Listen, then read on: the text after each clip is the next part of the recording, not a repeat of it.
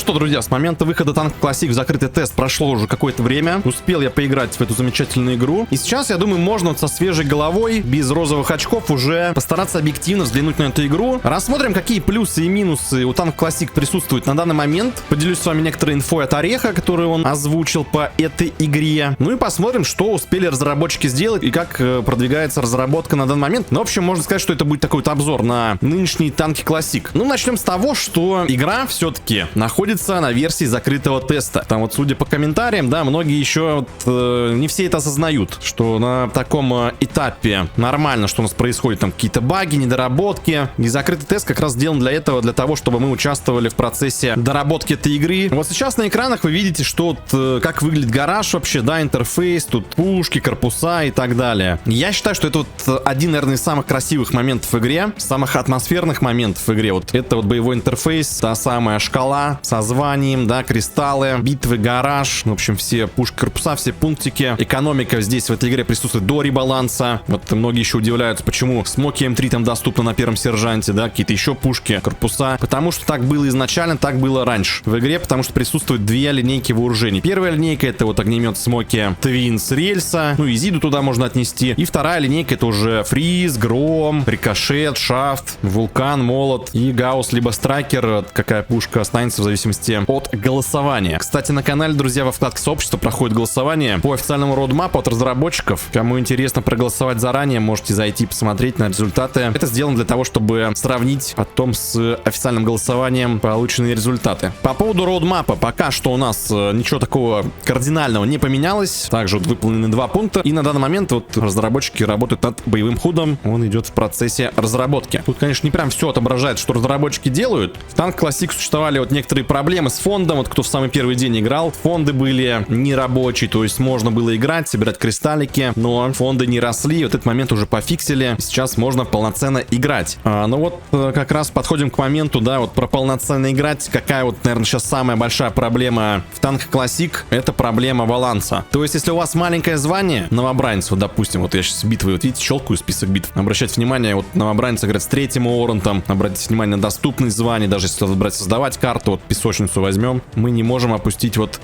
ползуночек ниже, чем 4-й уоррент в моем случае. То есть, если я вот создам ее, вам все, битва будет от новобранца до 3-го уоррента. Тут почему-то вот указано. Но вот сейчас много всяких багов, еще недоработок в классике присутствует. Поэтому мы к этому относимся с пониманием. Но это огромная проблема, которая мешает просто вот играть новичкам. Вот в том числе вот я не всегда могу нормально поиграть. Я захожу вот в битву, там какой-нибудь 3-й уоррент на наре залетает, и меня начинает раскидывать. Я просто ничего не могу сделать. Оказалось бы, чтобы это поменять, нужно просто поставить эту галочку до своего звания, чтобы хоть как-то более-менее играть своими уровнями, да, прокачки. Я, кстати, лично вопрос этот Ореху задавал, почему так, будет ли это видоизменено. Орех ответил, что новички должны страдать, как страдали мы, потому что, ну, в старых танках примерно так же и было изначально, но, насколько я помню, там можно было ползуночек этот ставить на определенное звание, но люди все равно заходили, играли в уже созданных битвах с широкими диапазонами званий. Ну и, в общем, да, Орех сказал, что пусть новички страдают, как страдали мы. Поэтому пока вот эта проблема остается, пишите, что думаете вообще в комментариях по этому поводу, по этой проблеме. На момент еще записи видео сегодня Орех в чате писал, что он обновил фонды до классического какого-то уровня. Сейчас, кстати, в битву давайте зайдем, там вижу, что Орех в битве присутствует.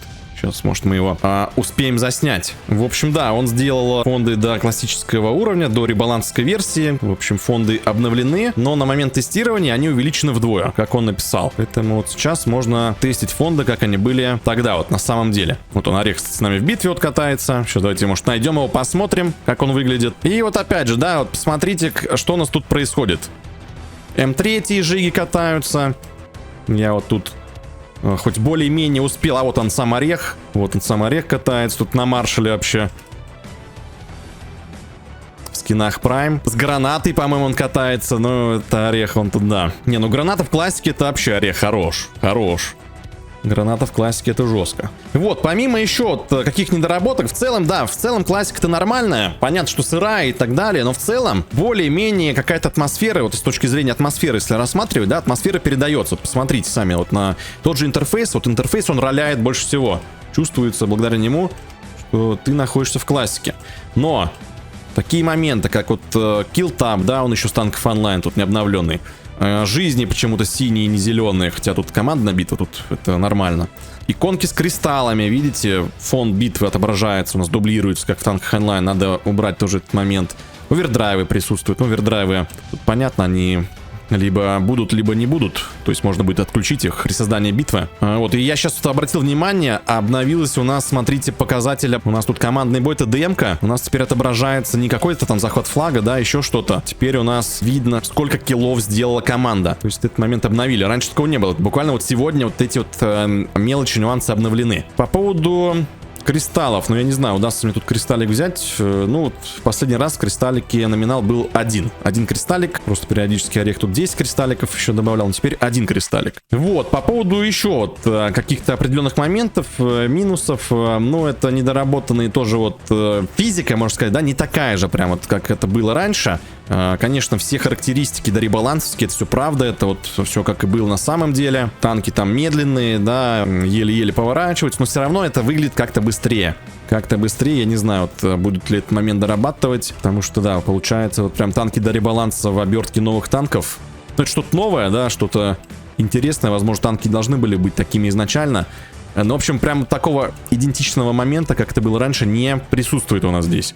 Физика ощущается не так. Плюс остался до сих пор вот этот баг с пролагиванием танков, что с нами находится. Надеемся, что он будет пофикшен к релизу танков Classic. Еще были вопросы по поводу вот кристального дропа, ящиков, да, почему они падают так ровно, будут ли они падать с физикой дорибалансовской. Насколько помните, вот кто играл, они падали вот так шатаясь, да, как будто ветер их сдувал.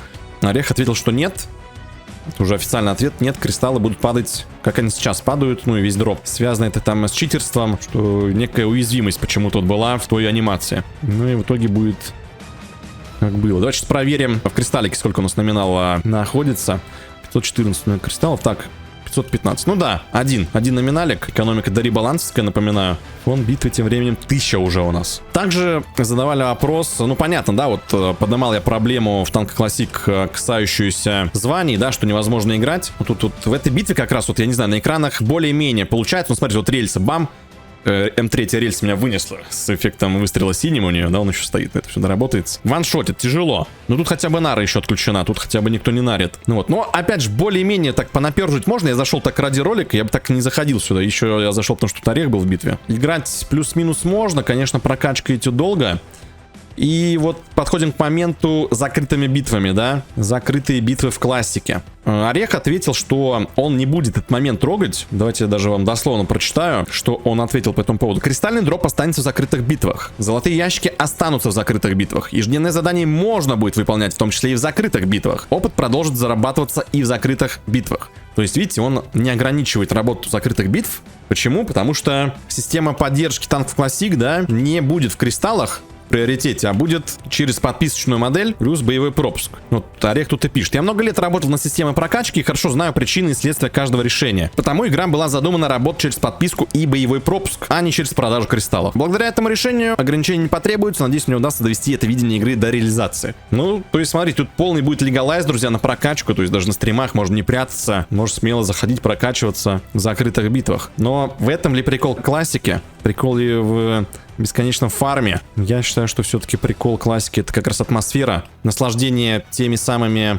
танками, экономикой, да, графикой, которая должна появиться тоже в процессе, вот когда выйдут легаси карты. Так это вообще будет вот прям самая-самая настоящая классика с дарибалансовской экономикой. Ну, в общем, друзья, пока вот такие новости по классике, вот по разработке, да, вот что самое интересное, вот минусы, которые я отметил, тоже вот присутствуют. Но стоит отметить, вот в отличие от всех предыдущих разработок, да, моментов разработки, долгих затягиваний информации про классики, здесь Ореху стоит отдать должное. Орех очень быстро все моменты фиксит, потому что сейчас тест проходит не только вот для них, да, для разработчиков там в ограниченном количестве, а здесь тест прям вот с огромной кучей глаз, которые Ореху вот непосредственно прям моментально показывает, что тут не так, где какой-то баг. Орех это видит и моментально фиксит, как и момент с фондами. Орех этот момент прямо за сутки взял и исправил, как и отдельные баги здесь исправляются. Орех вот прям как будто 24/7 разрабатывает классику, и как он и говорил,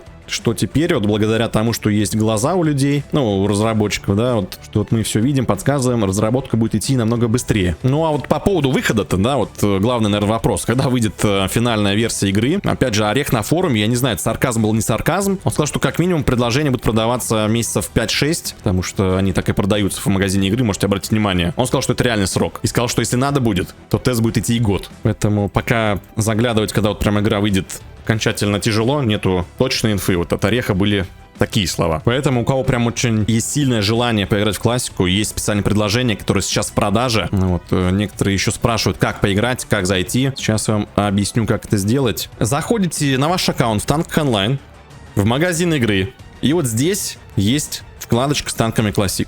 Нажимаете и выбираете одно из двух предложений. Именно ностальгию, либо старую школу. Потому что некоторые выбирают самые дешевые, они думают, что они пройдут в классику. Нет, это предложение дает вам право зайти в классику. Вам дает только ностальгия и старая школа. Поэтому одно из этих предложений покупаете. После чего, вот здесь в правом нижнем углу вкладочка вот ранний доступ. Сюда нажимаете на вкладочку ранний доступ. И вас перекидывает прям с вашего аккаунта в танках уже на следующую вкладку с танками Classic. Все просто. Но единственное, эта вкладка появляется только с 8 звания. Потому что тоже некоторые спрашивают, я вот купил, а у меня нет этой вкладки, что делать? Нужно прокачать звание. 1, 2, 3, 4, 5, 6, 7, 8... Вот, 8. Мастер-сержант нужно звание, чтобы эта вкладочка появилась. Но на первых званиях теперь вроде нельзя купить спецпредложение. Орех вроде этот момент убрал. Но вы проверяйте, если там на первых званиях спецухи эти. Потому что Орех писал на форуме, что он уберет. Потому что много жалоб. И нет, чтобы сделать наоборот, да, доступность самого первого звания. Он просто убрал продажу самых первых званий. Ну, лайфхак, как купить дешевле, я вам рассказывал. Походу, ну вот, на новобранца уже не получится этот лайфхак сделать. Поэтому... обратите внимание на танкоины, на бонусную систему. Если у вас есть бонусы, то можно купить намного дешевле эти предложения. Самая дешевая спецуха стоит 6000 танкоинов. Здесь можно вот сэкономить, купив просто вот это, например, предложение за 2000 рублей. С бонусом вам вот как раз 6000 ровно танкоинов будет. Если вы хотите спецуху, которая подороже, она стоит 20 тысяч танкоинов. Тут можно изловчиться вот несколько пакетов по 5600 купить, по 3000, по 1400. Будет дешевле, чем покупать пакет за 13 тысяч рублей. Выйдет около 7 тысяч. Ну и самый жесткий лайфхак, если у вас там маленький аккаунт, проверяйте вкладочку, у вас там должна быть вкладочка ежедневные танкоины.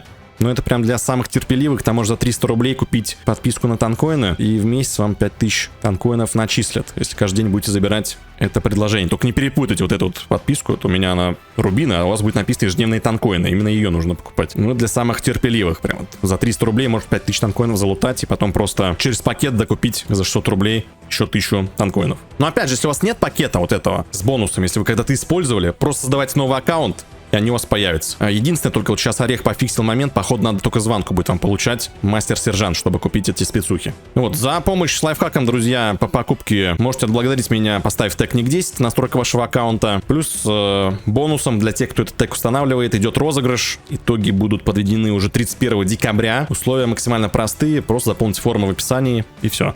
И вы становитесь автоматическим участником. Вот такое видео, не знаю, что еще по классике можно сказать, но тут, да, из такого вот, что не работало, задания работают, миссии работают, уже все можно пощелкать, контейнеры работают, кстати. Я вот сюда, наверное, вставлю вам контейнер, как я один открывал. Удалось мне один конт открыть. Челленджи уже заработали. То есть можно уже полноценно играть в классическую версию. И вот только хотел я видео завершить. И смотреть, тут в чате Орех появился. Ему пишут: Орех, намути голды хоть в каком-нибудь виде перед уходом на праздники, чтобы было с чем поразвлекаться, пока вы чилите. Орех отвечает, что я не знаю, почему голды не работают, вряд ли успеем. Вряд ли успеют. Орех не знает, почему голды не работают. В классике, ну да, в классике вот еще одна проблема, которая присутствует. Нерабочие золотые ящики. Пока они не падают. Да, вот здесь Орех нас не порадовал. Походу и не порадует. В общем, такой, друзья, обзор на классику. Спустя какое-то время после выхода, да, игра потихонечку дорабатывается. Есть много нюансов, да, недоработанных, сырых. Система друзей не работает, магазин. Ну, в общем, есть над чем работать. Будем следить за дальнейшими моментами, да, с доработками игры. Ставьте лайк на это видео обязательно. На канал подписывайтесь, чтобы не пропустить следующие какие-то новости по классике. В формате видео, на стримах все мы это рассматриваем. В Телеграм, если что, там тоже я какие-то прям вот серьезные новости выкладываю. С теми же вот доработками от Ореха в классике, да, как он фонды починил, тоже вот это все публиковали. Пишите ваше мнение вообще тоже, как вам классика, потому что опросы даже на стриме проводил, вот кому как. У нас игроки разделились на два лагеря. Кому-то вообще не нравится, кому-то нравится. 50 на 50, короче. Я свое мнение высказал. Пишите ваше мнение в комментариях, все обязательно почитаю. Я всех, друзья, благодарю за просмотр.